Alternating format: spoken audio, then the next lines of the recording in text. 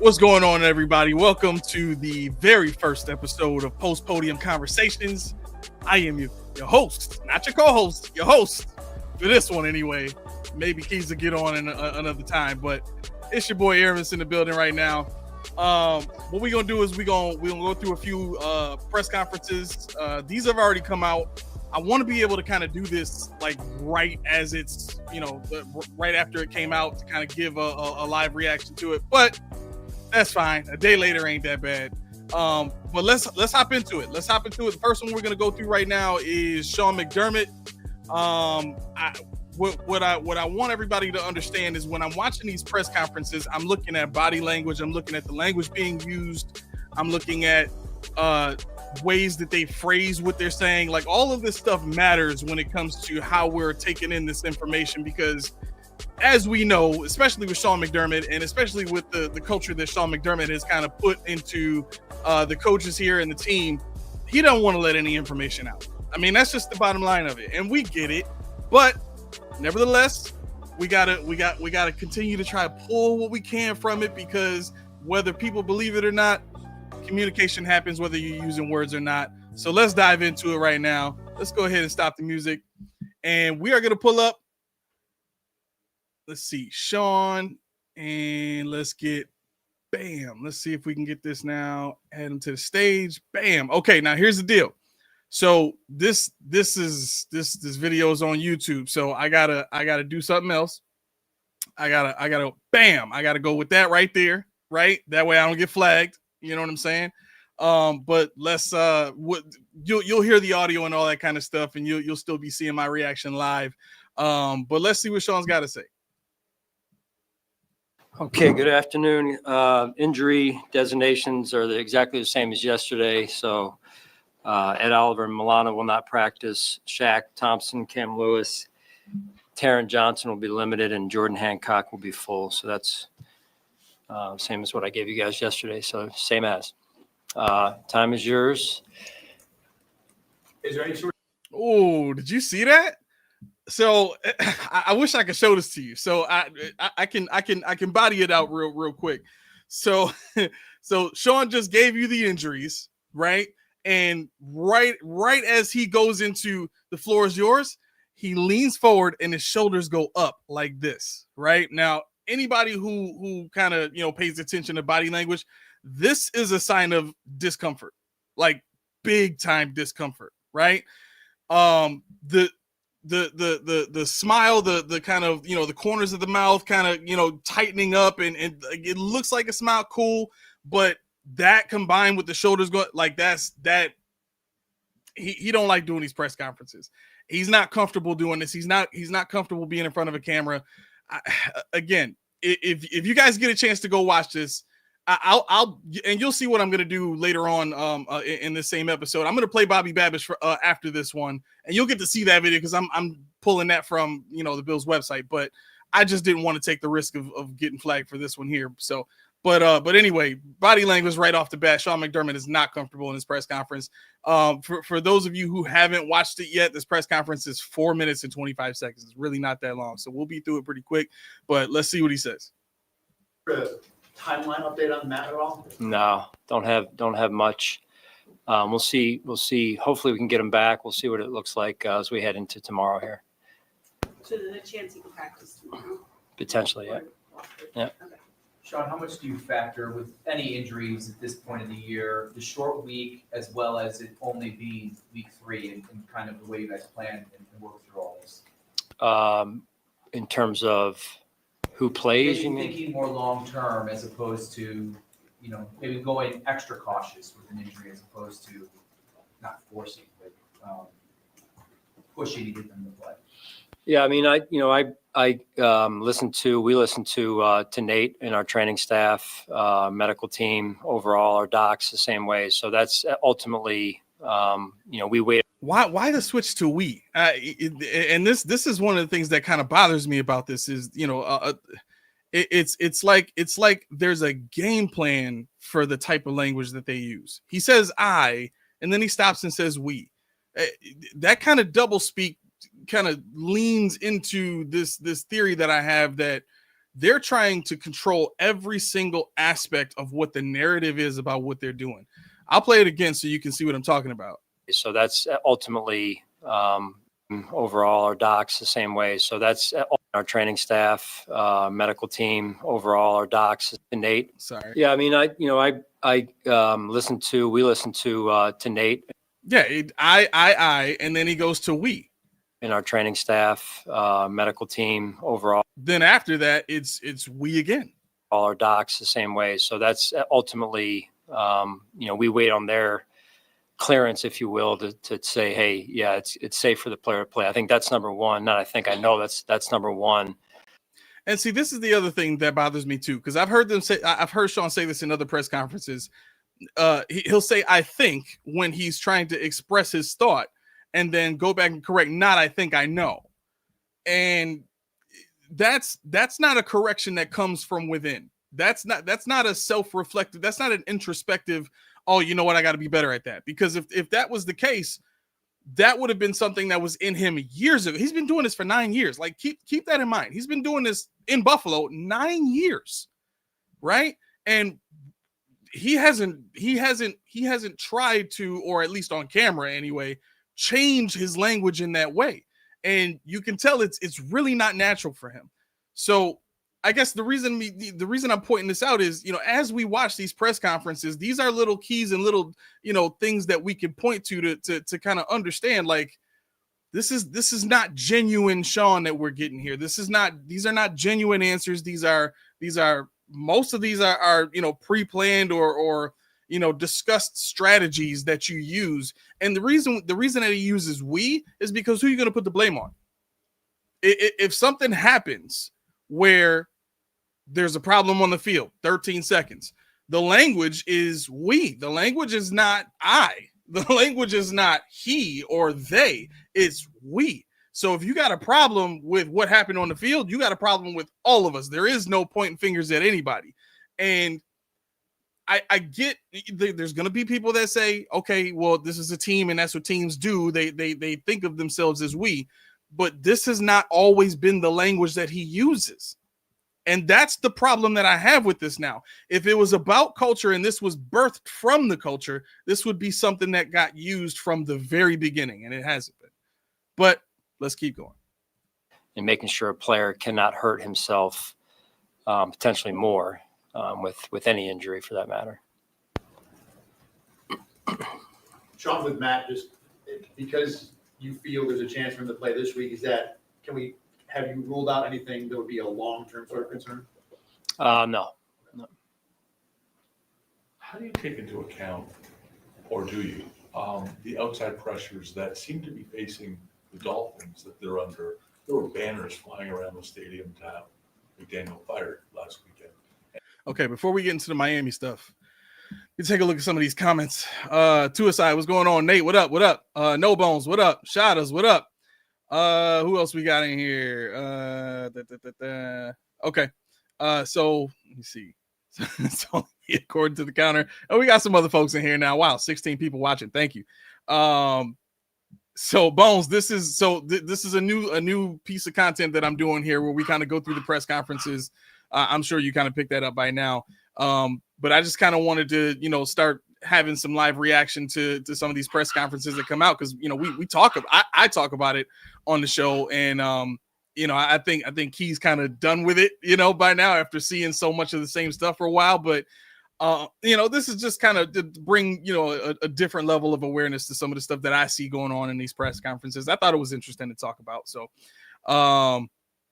an actual Podium reaction show. Yeah, that's right, Nate. That's right. You're actually getting what the name says. Tuasai says, does this guy think he's a trained interrogator?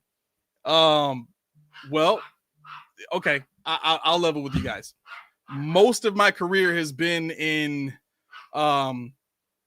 loss prevention, security, investigations and stuff like that. So I actually do have a lot of experience with, reading people and body language. And I have done interrogations before in loss prevention.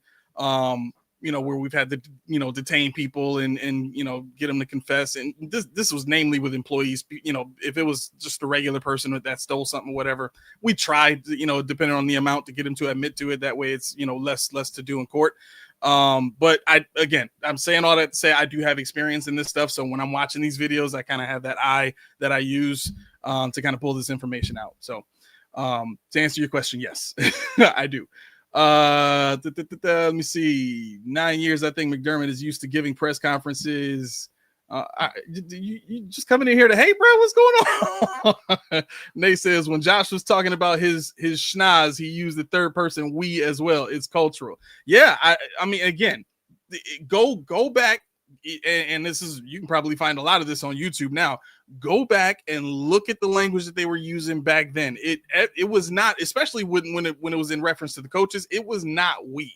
It was not we. It was Sean getting on the podium and saying, I've got to be better. It was Josh getting up there and saying, I've got to be better. And Josh still says that now, but it's not it hasn't always been that way, right? Tua says, did you ever think because it is a short week, he has better things to do than to talk to reporters so casuals can slam?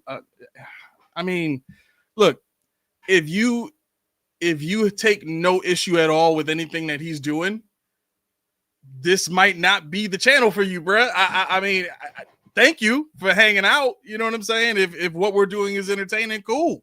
I don't know. I'm not really sure what it is that I don't mind, people trying to poke holes in what I'm doing. This is the channel for that, right? Most of the people that are on this channel watching what we do are about healthy criticism. They're about trying to get to the bottom line. They're about trying to find out what the truth is. So poke holes, that's cool, but the comments need to be going somewhere, not specifically trying to, slam what I'm trying to do. You know what I'm saying? So Nate says, so the culture of the team has evolved, including HCMCD. Oh, head coach McDermott. I mean, yeah, maybe. Kev says, I like to see him squirm. I do too. It's kind of fun. See, that's what I'm talking about, too. A mall cop? Like, oh my gosh. You can't make them all happy, man. You can't make them all happy. Tell us what your time at Quantico was like. Well, it was a lot like your time in this chat, because that's about the last comment I'm finna read of yours. Tua. Yeah. All right, so you got a Sora. What you talking about, Shadows? All right, let's get back to it. Two of the new spin. He trying to get a rant. That's what he doing, Nate. That's what he doing. All right, let's get back to it, man. And the outside noise, does that even enter the equation for you? No, it's an unfortunate part of our business. Number one, for anyone to have to go through that. Two is we focus on our team and trying to improve really every day. Looking at their offense specifically on tape the last couple of days as you begin preparations, you're familiar with this for a lot of those pieces. What challenges does Tua and company present? Yeah, they've got a lot of speed on their team overall, in particular on their offense and their returners as well. They do a lot of different things. I think Coach McDaniel is one of the better coaches in the league, and offensively and how he schemes things up, and hard to defend, explosive. How can you say that? I mean, you whoop these boys pretty much every time you say that.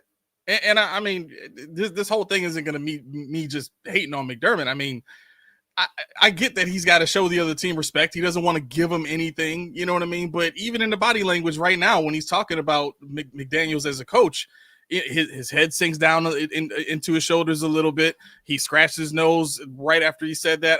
And again, when we're looking at body language, you got to think of body language being read in clusters, right? Because it's not just one thing. And most people that are experts on this, if you go watch, anything or read anything that they publish, that's what they'll tell you. So this is real stuff. You know what I'm saying? But again, he doesn't believe the stuff that he's saying now about McDaniels. He knows he whoops him every single time, but you can't give the other team any, bulletin board material before the game. And I'm sure he'll pay him respect just in general, because that's the code. But Man, wouldn't it be great if Sean would just get, hey, listen, it's easy. It's easy to beat these boys. The Dolphins? Are you serious? The Dolphins. What did we beat them by last time? 30? 30? Exactly. Thank you. What? 20? Exactly. Right? It just, Josh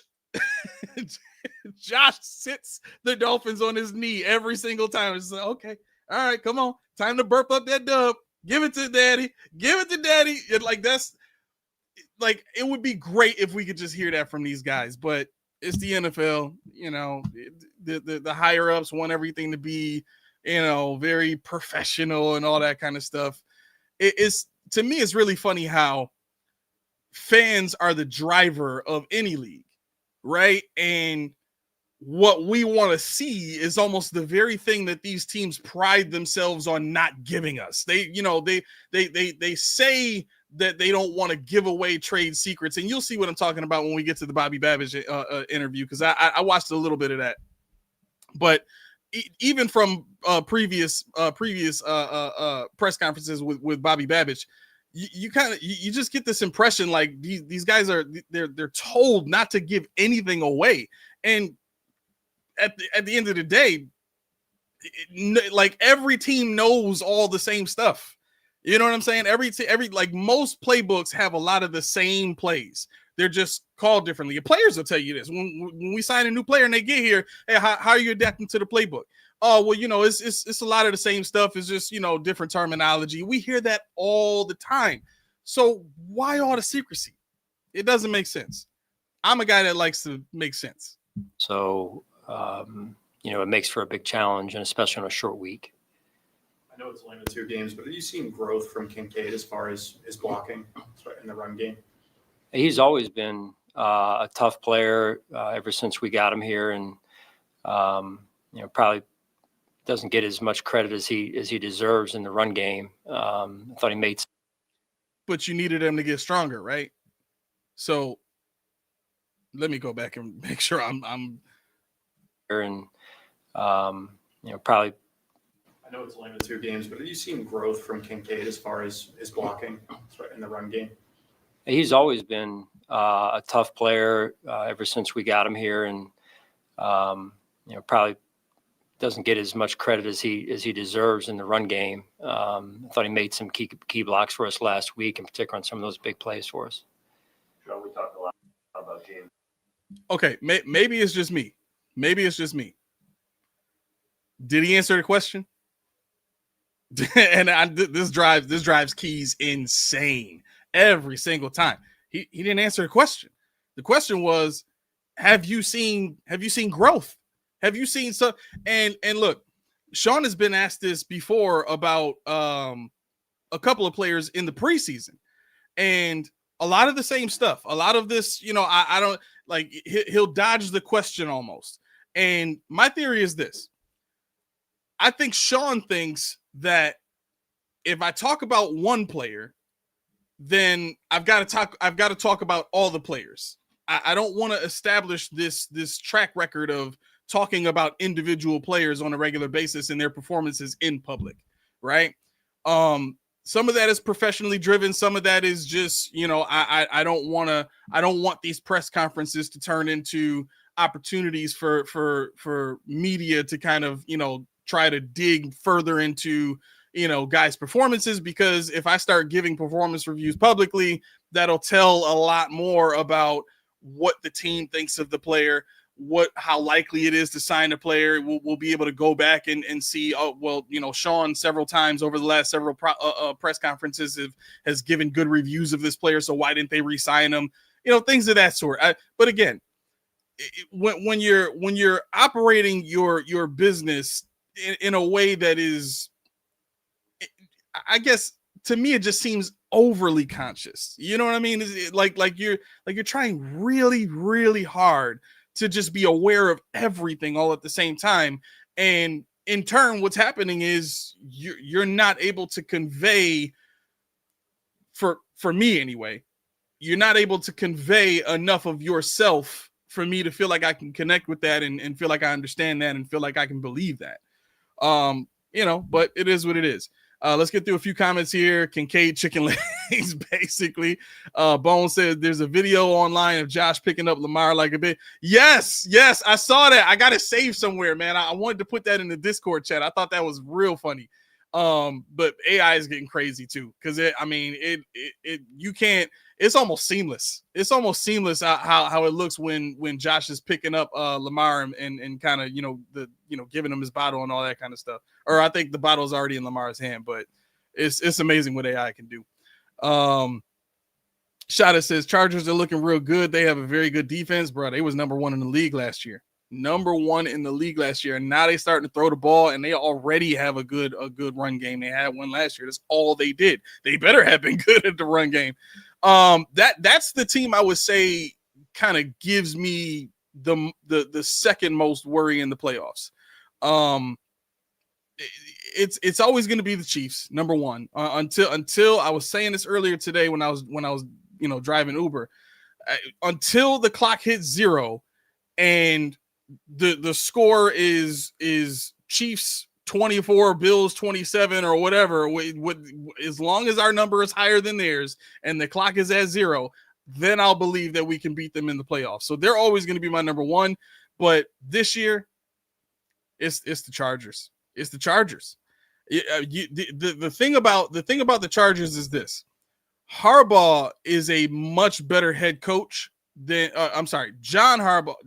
Jim Harbaugh is a much better head coach than John Harbaugh is. When it comes to quarterback development, Jim Harbaugh is a quarterback coach. He's almost a quarterback whisperer. Look what he did with Colin Kaepernick. Look what he's doing now with Justin Herbert and getting him to play with the same efficiency, but take more chances and make more plays. That's something that we had not seen in Justin Herbert's game pretty much the entire time he was in the league. He's been very robotic, which is good for a defensive-minded head coach because he's not going to take unnecessary chances and stuff like that. And those are the kind of coaches that love that. But for a mind like a Jim Harbaugh, it's like, all right, you got to take that next step. Listen, for Jim Harbaugh to get a guy like J.J. McCarthy drafted and to get a guy to convince a guy like O'Donnell that McCarthy is worth, drafting him in the first round. What more do I need to say about Jim Harbaugh, man? That's the proof is in the pudding right there. So, Sweat, what's going on? Says McCulture continues to talk around the question, of course. Nate says it's that W&M education, William and Mary education. Tomlin is the same. Yeah, you know what? The thing with Tomlin, I think we get real emotion out of Tomlin. And I think that's, I've watched Tomlin before. You get genuine emotion out of Tomlin. He'll give you some basic answers and kind of talk around the question. Pretty much every coach talks around specific questions. I don't know if they talk around every question. There was a press. Aaron Glenn. If you go back and watch his press conference from this Jets game, he eventually got to a point where he was pulling his inner Belichick out and saying, gotta watch the tape to every question. But I mean, I guess to a degree, there's a level of, we don't want to, let out the inside information. I get that, but at least convey something real. You know what I'm saying? And that's why I say with Tomlin, there's some real emotion there that you can get in his answers. That kind of gives you the impression that, he's trying to give you some, I'll put it like this. He's trying to give you as much as he can without violating what he, holds as important. Right. So, even a guy like Tomlin, I can still appreciate watching his press conferences. Damon, what's going on? Says, just a question. What coach in press conferences keeps it real about other teams? Have you watched a Mike McDaniel's press conference, bro? I mean, that's him. I'm not saying that he says everything that's on his mind in the press conference, but the dude is genuine. He's gonna say things in the way that he that in the way that he feels it, I guess.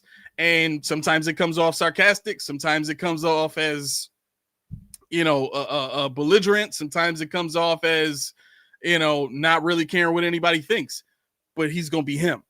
And I don't think it's necessarily like the focus of what I'm saying is not to try and put a stamp on all these coaches need to be honest about every single thing. That's not what I'm saying. And that's why I pointed out that Tomlin gives us some real emotion behind what he's talking about, and he lets it, like, it's kind of a way to connect with the head coach and understand that this is frustrating for him. But if you got a guy like Sean that's coming out there and not giving you anything, again, for as long as I've been studying people and body language and all that kind of stuff, I know what it looks like when somebody's not trying to give you anything.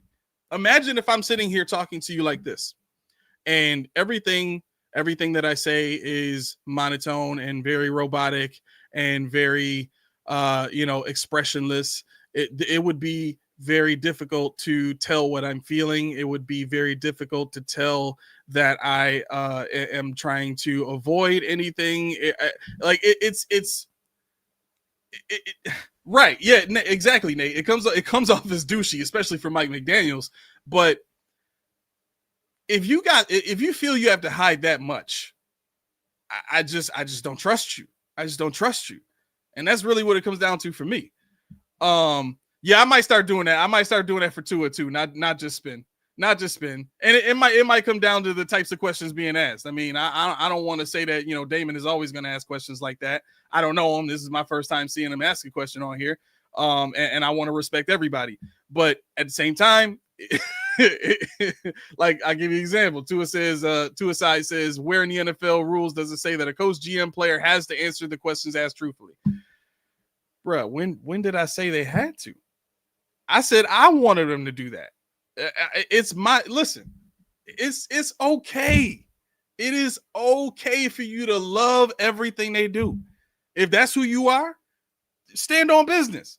But you can't start jumping on the backs of other people that find issues or take issue with something that the team does. And I think that's kind of the misconception of this whole mafia deal, right? Just real quick, and I'll get right back to the press conferences because I don't want to be on here long. The idea of the mafia went from we all got the Bills back because this is our team, and even though they bad, we can talk stuff about them, but nobody else better say nothing about our team. Nobody, right? And that's cool. Right? That's sibling mentality. Like, I could talk stuff about my brother, but nobody else better say nothing. That's fine. The mafia mentality in that context, great. But in the context of infighting, like that, it doesn't make sense. It doesn't make sense because what you're basically saying is okay, let's put some real context on this. Imagine if the real mob was like that.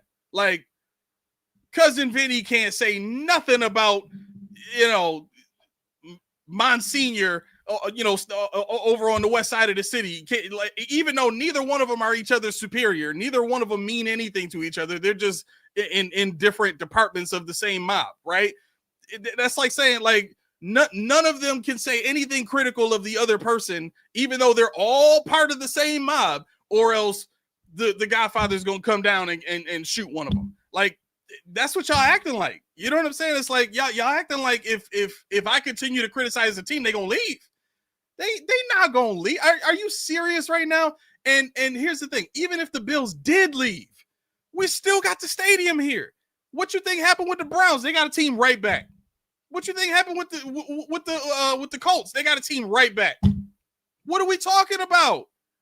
Y'all gotta stop being scared, man. That's what it is. Thank you, Thomas. Y'all gotta stop being scared. Suicide, other folk that think like you, suicide. Y'all gotta stop being scared, man. The criticism, everybody ain't perfect, and for y'all to sit up here and try to make it seem like I'm just being hard on these boys. How? I'm not up at the stadium picketing. I'm creating content based on what I see. It ain't hard. If you pay attention, it ain't hard to see. And it ain't just me saying it. Think about it like this.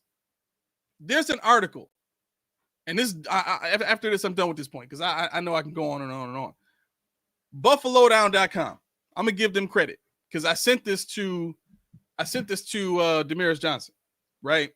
And it was an article from Buffalo Down, and I'm gonna read you the caption, right? If you go on BuffaloDown.com, they had an article they put out on September 9th of this year, right? And the title of the article says, "It took one game for Bills fans to realize they drafted the wrong CB."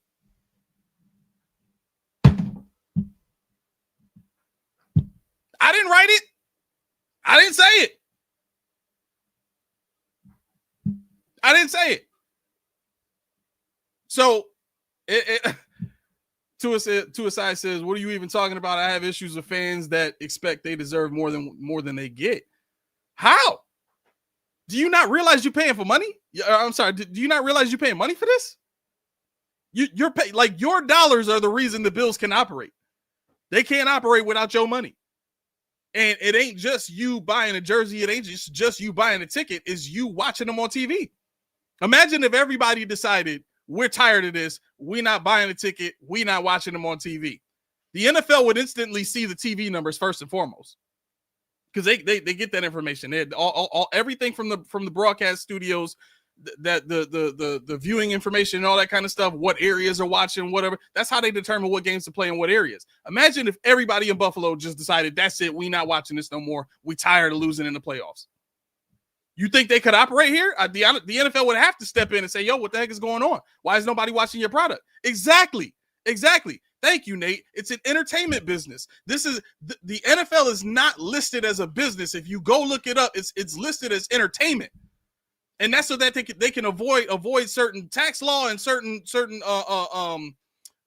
government oversight. They do that on purpose. It's an entertainment organization.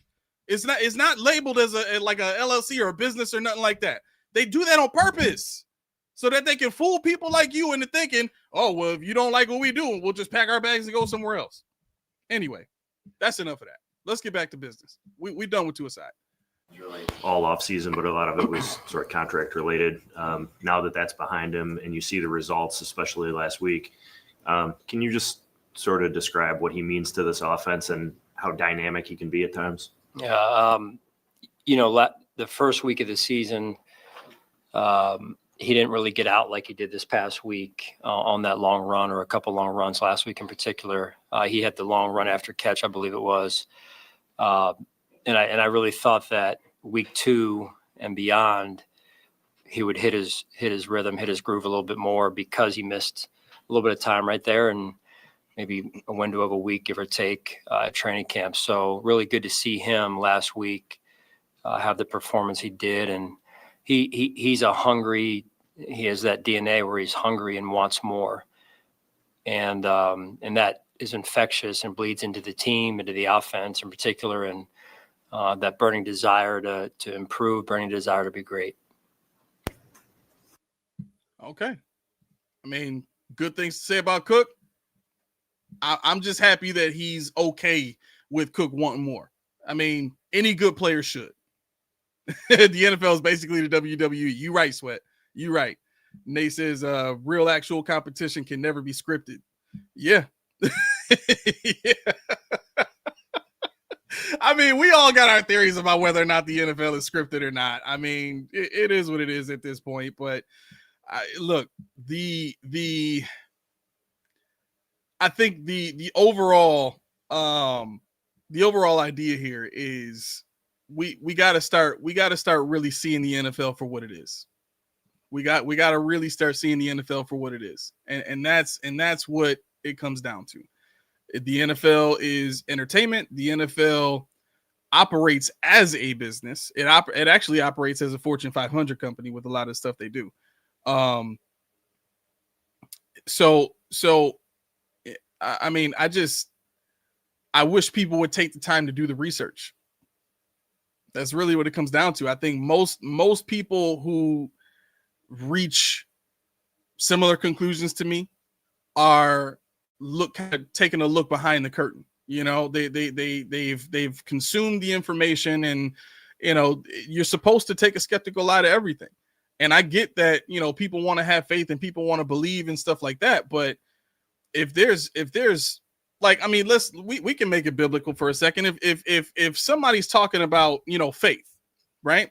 The idea of blind faith in the Bible doesn't exist, right? The Bible itself says faith without works is dead, right? I'm not finna get preachy here, but to give you a prime example of some of the misconceptions, right? Because when people talk about faith with this team, they talk about faith from a standpoint of, I don't need to see the Bills prove anything. I believe they can do it, and that's enough. Well, that's the very definition of blind faith. If you don't see the team doing anything to make changes to better themselves, then the team themselves is operating on blind faith.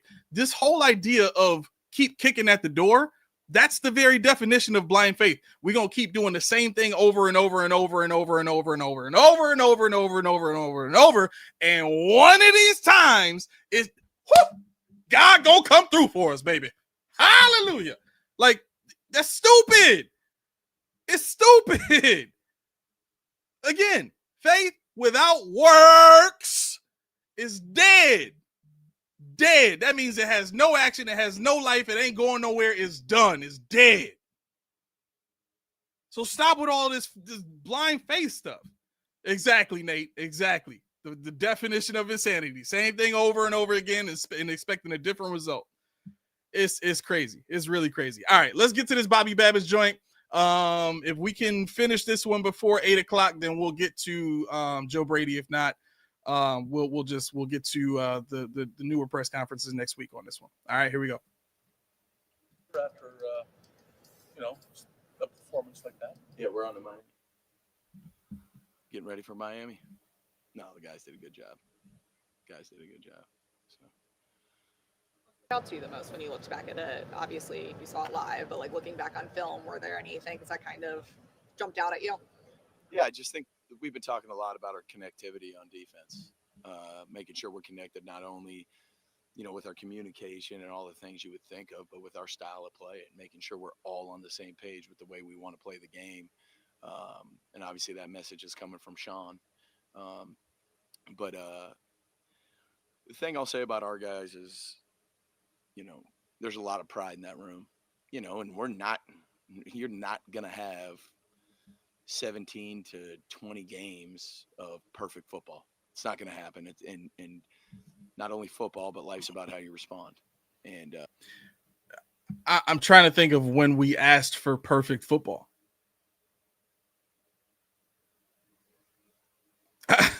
I mean, look, it's when you're in front of the cameras and you have this kind of job and you're trying not to give anything that you shouldn't give away, and you know that your boss expects you to answer the questions in a certain way, it's hard. I get that it's hard. And I'm empathetic to that. But if you want to be a head coach, you got to get better at this. This can't be just, cliche after cliche. There's no such thing as playing perfect every down. Nobody's asking for that. Nobody even cares about, perfection. No, right now, people's problem is not perfection. People's problem is consistency of high level football. Consistency that leads us to believe that you can defeat the Andy Reids of the NFL, that you can defeat the Nick Siriannis of the NFL, that you can defeat the Jim Harbaughs of the NFL, like, and the teams that come with these guys. Okay. Because again, when you see the team perform in the regular season, it's vastly different. In the regular season, it looks like it's supposed to be believable, right? But we know the narrative changes in the playoffs. That's documented. The defensive numbers are documented. All of this is stuff that you can go look up. So this isn't me saying anything, new or revelatory. But again, if there were a bunch of people screaming that the Bills should score 100 points a game and never punt and always get 3 interceptions a game and always get 7 sacks a game and always run for 100 yards every single game and always throw for 600 yards a game, like those would be considered like, okay, now you're an idealist at that point. You're expecting what you think is the best possible outcome to happen every single time, and that's not what we're asking for. The outcome we're looking for is, hey, when you play against bad teams, make them look like they're a bad team and you look like you're a good team. That's not perfection. That is it. That is what is supposed to be called an average outcome. That's an average outcome based on the averages of how good the Bills are and based on the averages of how good the Jets are, roster included, coaches included, staff included, front office included. That should show in the game. And 30-3 against the Jets is what it should have been. It's what did I predict? I predicted 34-17. What was what I thought the score of the game would be, but I thought it would be a blowout, and I thought Sean would let off the gas pedal in the fourth and kind of, and that's when the Jets would start scoring points against backups. But at the time when Sean took his starters off the field, Jets weren't really going to do anything. So that's why, to me anyway, they only ended up with 3 points. But that's not a perfect outcome. That's an expected outcome based on the work and time and decision making and the acquisition of this level of talent that we have. This is what they're supposed to do to a team like that. Did y'all hear that? I just gave the Bills credit. Okay, so please keep this in mind going forward. Every single time you hear this cliche of, well, yeah, every game's not going to be perfect, or no team plays perfect football. Stop. Got 10 minutes left of this stuff. The guys certainly responded. We've got a new challenge ahead of us. Certainly a very difficult challenge, and the guys started off the right way today, and we'll see how the rest of the week goes. Since we're young, you hear the word blitz and we think rush at the quarterback. Can you describe for people what a run blitz is? Yeah. So, did you say we're young? Yeah, since we were young, right? Like okay. 1 Mississippi, 2 Mississippi blitz. Saying, right? I'm not young. You're young. Yeah. Right, but I think it's a good question. Someone asked me the other day to just like, hey, what's a run blitz? They might be more novice. So the best way I can describe it without going into detail is that a run blitz is more designed structurally to defend the run and add bodies into the run. At the point, you try to design them the best to where you're adding them in to where you want to add them in based on the scheme you're going against. Where that difference is, like, when. How hard is this to say? A run blitz is a play design where a player that would not normally engage a gap prior to the run being diagnosed would engage the gap. I don't understand, like, why is that so hard? Watch what he says. You talk about pass blitzes, you're trying to beat protections. So where are you trying to add extra bodies into the run? How are you trying to beat protection? It's hard to marry those two up. There's very few pressures that can do that. That's true. But that would be the most elementary way I could describe it. If you get beat by a blitz, rushing the quarterback in a pass, it could be a big play down the field. If you get beat at a run blitz, it's the same risk because all of a sudden you get to the second level and nobody's home. And to be clear, my criticism of that was based around, like, just say what the players do. You know what I mean? It wouldn't have given anything away if you just say you're sending players at gaps that wouldn't normally engage those gaps, outside of diagnosing a run play, normally. It's not rocket science. It's not. Absolutely. Obviously, 1, 2, 3, 4, 5 people might be moving and a run pressure. So when people are moving, gaps are changing. And it's very important that everybody understands they're 111th, and there are some caveats to what could potentially happen based off the scheme you're getting. So, you know, it is. I mean, it comes down to it. It's a puzzle, and we got to make sure we put it together the right way. See Joey Bosa having fun. It's funny you bring that up because so my dad was with You got a Joey in man San bun Diego. going on back there? What is that? They were still San Diego. And obviously that might have been 2016. And he called me after the game and he's like, man, Joey Bosa looks like he's having fun, you know, which I thought was pretty cool. I mean, Joey Bosa's had a lot of success in this league and people take it for granted. See, this is real stuff. You know what I mean? I think that's one of the things that I do like about Babbage, and Brady gives you some of the stuff too, where they give you some of the, you know, behind the scenes conversations and stuff like that. Not that a coach has to do that, but he's answering the damn question. That's the bottom line. Just answer the question and be genuine. That's all I ask for.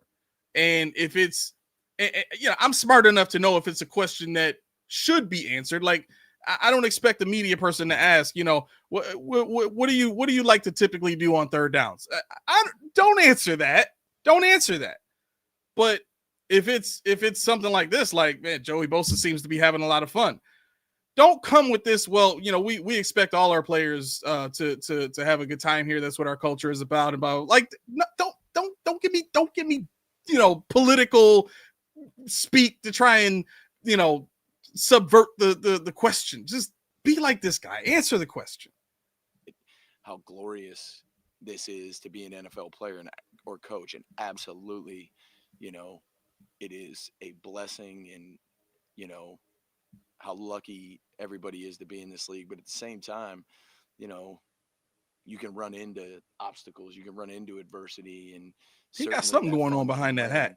But he's doing big a great old job, man. hair. It's cool to see a smile on his face. He works his butt off, which is really great. Not only just to be a coach, but for our young guys to see what it takes to get to the level that he's gotten to in his career. And really, really happy that Joey's with us. He also seems like he's pretty hard on himself, you know, whether it's losing contain on Lamar, and you can see like his body language even when Fields took off. I mean, body what does that language say to you about the type of person he is? It just goes back to the players that want to be great in this league. I tell our defense this all the time. Like, that I can stand up in front of them and say we got to do this, that, and the other, but when it comes down to it, it's holding yourself accountable to whatever standard you want to be at. Yes. If that's average, you're not going to make it in this league. That's right. And holding yourself to that standard comes with the recipe is work.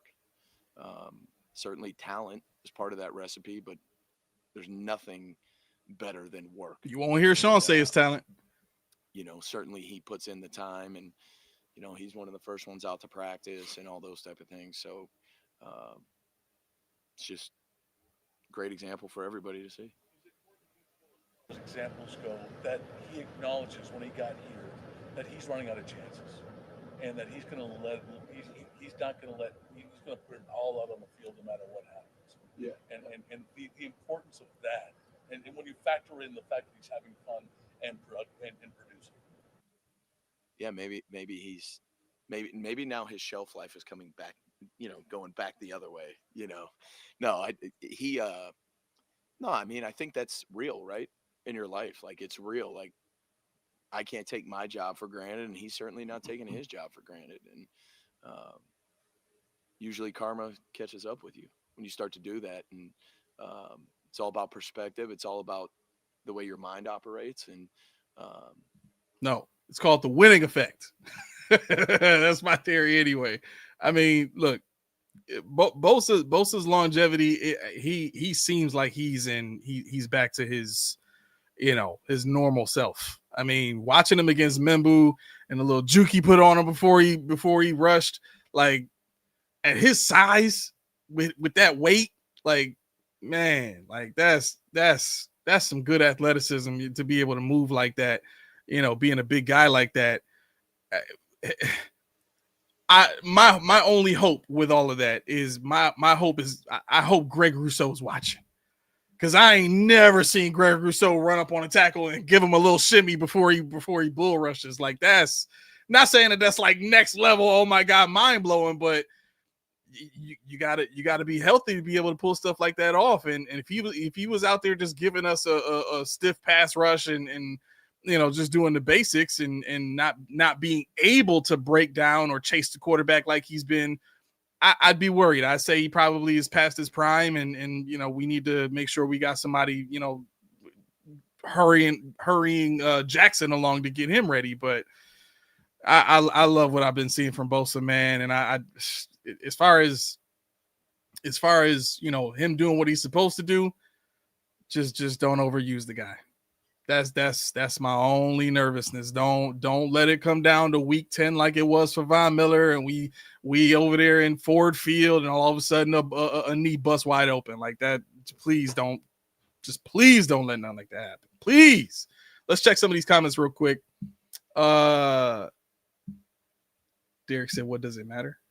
I'm not sure what that part was too. Shada says that's because Sean cares about personality over talent. That's right. I mean, the caption is attitude over talent. That's what Sean says. Attitude over talent. John says it's the Josh Allen effects. Thomas says keep the standard the standard. That's right. Sounds like something is brewing. Yeah, exactly.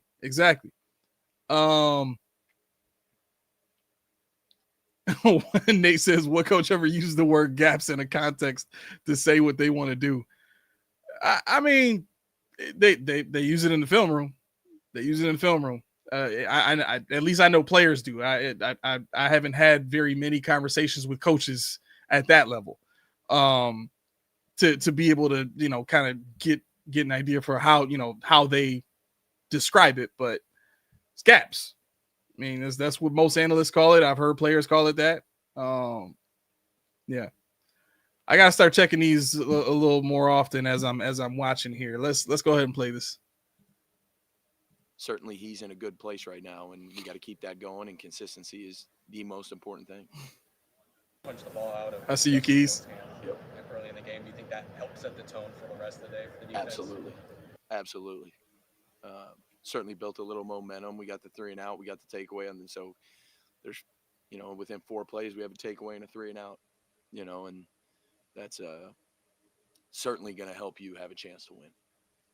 What did you make of Tre'Davious and his return? I thought he did a good job. It was good to see him tackle a running back. Mm-hmm. It was good to see him tackle a running back. No, he did a nice job. Would have liked to have had a few more plays in there, just the way the game played out. But no, he did a nice job. And this week's a new week, and we've got to continue. And when he says plays, to be clear, I think he's talking about more pass plays, just to kind of make sure that Trey is getting the reps, right? Because again, there's a difference between live bullets in practice and live bullets in an actual game. And so being able to see Trey White get into an actual game and get some, break up a pass or have to tackle a wide receiver consistently after he's caught the ball. As a fan, you don't want to see the other team catch the ball at all, but a pick or anything that's related to the pass game would have been beneficial from the standpoint of, 2 things: seeing just how healthy Trey White is, and also kind of getting an understanding for how that's affecting his game at this point. Does he need to kind of sub out a little bit more throughout the games to give him time to ramp back up, or is he all the way back? Can we trust him and just leave him out there? So I think that's more of what he's talking about in terms of wanting to see more plays. You need to stack consistent performances. They run the end around, Christian stays home, right? I mean, like, you just kind of go into the mentality of a corner and having that discipline in that situation. Yeah. The one thing, and Sean talks about it all the time, our corners tackle here. Like, we're gonna tackle. This is tackle football. It's tackle football. There's no flags out there except the officials and the head coaches have one, and they're different. Unfortunately, as Keys has pointed out before, one of the lowest tackle percentages in the NFL. But let's grow into it. I mean, it is what it is. You know what I'm saying? You just got to get better. That's where we're at. They look good on Sunday though. That's just, you know, I think one of the things that Sean obviously does a good job of is building, you know, I want to hear that question now. consistency Hold on. within the message. I think one of the things that have one, and they're different colors, but we're gonna tackle. Having that discipline in that situation. Yeah, consistent performances. They run the end around, Christian stays home, right? I mean, like, you just kind of go into the mentality of a corner and He was having that discipline in blitzing. that situation. Yeah, Stays home. one He was thing, blitzing. Sean talks about it all the time. Our corners tackle here. Like, we're gonna tackle. This is tackle football. Sal. It's tackle football. There's no flags out there except the officials and the head coaches have one, and they're different colors. But that's just, you know,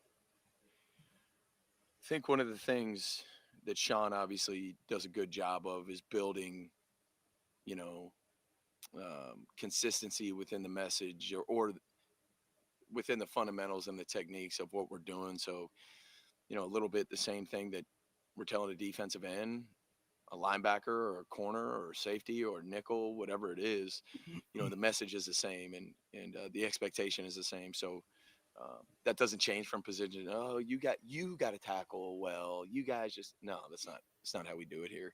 Right, wrong, or indifferent. But yeah. So I mean, Where do they do that at all? What team looks at a player and says, you ain't got to worry about tackling so much. You just rush the pass. Like, if a player's got the ball, it's see ball, get ball. Like, that's from Little League all the way up. See ball, get ball, period. That's everybody. I mean, just give a better example next time. This is some of the cliche stuff that I think, you know, because he's still a young coach, he's got to get in the habit of explaining a little bit better. That's cool. I mean, that's what CB does.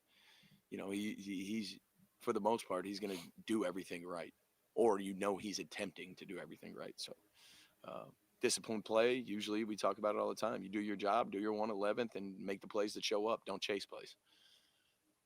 Interesting dynamic when you have a player like Dorian Williams, who probably is a starter quality player, waiting for an opportunity. How is that for you? How do you approach that with somebody like that might have to step in for a starter, as opposed to maybe a younger player that's just getting their first opportunity? Yeah, I think like anything, you know, the growth that what happened when Dorian was younger. You know, you expect that those bumps in the road a little bit, you know, and the expectation is that the younger guys learn from them, rookies, let's say. Except they didn't happen in the game. And Dorian, I was trying all the time. Was he in his third year? You know, or is he talking about Williams? His expectation is that. Yeah, he's talking about Williams, third year. He is a starter, whether he's in or not, and his level of performance needs to be that. He knows that until Milano comes back. He wants for himself. So it's how it's been here the whole time. It's how it's been here the whole time. By the way, up in the with Milano, if this is the same pick, he's done. He's done. I just got off the phone talking to Damaris about this, and Damaris studied kinesiology and all that kind of stuff, right? And he used to be a trainer and had his own business and all that. This was years ago, but anyway, a lot of the injury stuff, the injury information I usually get from Damaris, but he was saying if it's the same pec and that tissue is not, that basically this means that the tissue that needed to heal and was supposed to be stronger, it actually didn't do that. And if that's the case, he's in big trouble. That means that it's not going to heal. And at that point, I don't know how you continue to play after that. But anyway, let's keep going. Expectation does not change. We don't make excuses. We don't do that. Both T-Raff and Colas having a different look in their eyes is what he said. What did you just make of their play bouncing back from week one and just kind of their continued trajectory? Yeah, I mean, I don't mean dodge your question by any Not means. everybody knows that, Nate. Not everybody knows that. It was- I got to go back and listen to the Back question from again. Week 1 and just kind of their we don't do that. both T-Rap and Colas having a different look in their eyes is what he said. What did you just make of their play bouncing back from Week 1 and just kind of their continued trajectory? Yeah, I mean, I don't mean to dodge your question by any means, but the whole defense, you know, it was we were more connected and you know, certainly both opponents that we played and the opponent that we're going to play, they all provided a lot of challenges. But we just wanted to make sure going into this past week that, you know, we were stressing our 111th and the guys certainly did that. And the guys just wanted to put a certain product out there that they knew was up to par with what we stand for. And they took the initiative. Like I said before, I can sit here and say it the whole time. I can sit there and scream and yell, but they did a great job, man. And the assistant coaches, phenomenal. Works for you. All right, well, we got through that one. I kind of planned on stopping at 8. Let's go ahead and get this out of here. We can stop sharing that. Yeah, so I mean, look, at the end of the day, I think the defense did what they were supposed to do, like I said. But hopefully, you know, with this series, as we continue to go on in post-podium conversations, is what I'm calling this. My hope is that we start to, you know, pay a little more attention in these press conferences and see, you know, the inconsistencies there too, because just in the same way that we point this stuff out on the podcast, when I'm sitting there with Keys and we're thinking about, you know, what the team puts on the field versus what they say or who they sign versus, you know, what they say they're looking for. It exists everywhere, right? And I think the one thing that I'm starting to see with people who cover the team is less and less people are afraid to call this stuff out. I just read you the headline from Buffalo Down. I don't remember seeing a caption like that a year ago, you know, where someone would kind of, you know, dare call a move that the Bills made a mistake, right? But I definitely encourage you guys to go and read that. I'm not going to take anything from Buffalo Down. I think the work that they put into that article and what they're trying to point out is exactly what I was talking about. And that article is specifically referencing Will Johnson, just so you guys know. So definitely a good read. Check them out, buffalodown.com. But another example of people who are starting to see these things is starting to come out. And it you know, this stuff doesn't happen for no reason, right?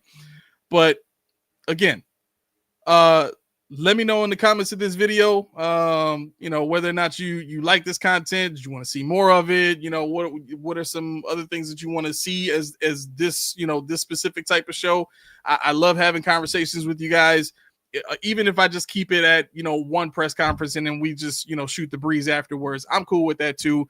But again, name of the game is just talking ball, talking about what we see, and making sure that it lines up with what they say it's supposed to be. That's really what the channel is about. So don't believe what they say, believe what they do. Exactly. That's the name of the game. That's it. But man, on that note,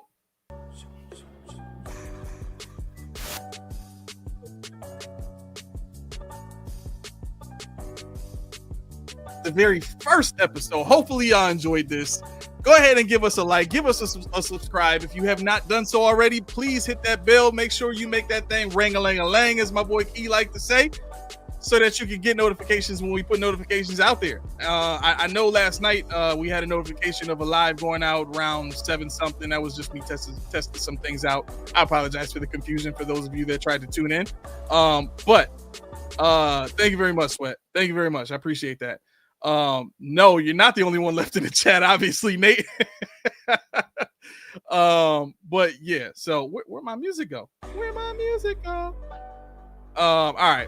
Anyway, let me get out of here. I gotta get some dinner in me. I'm so excited. That's what I get for being fat. All right, y'all have a great night. We'll do this again next week. This is gonna be Wednesday, so we'll go Wednesdays at 7 p.m. sharp. I know it was 7:01 this time, but it's gonna be sharp next week. I promise. All right, catch y'all later. Peace.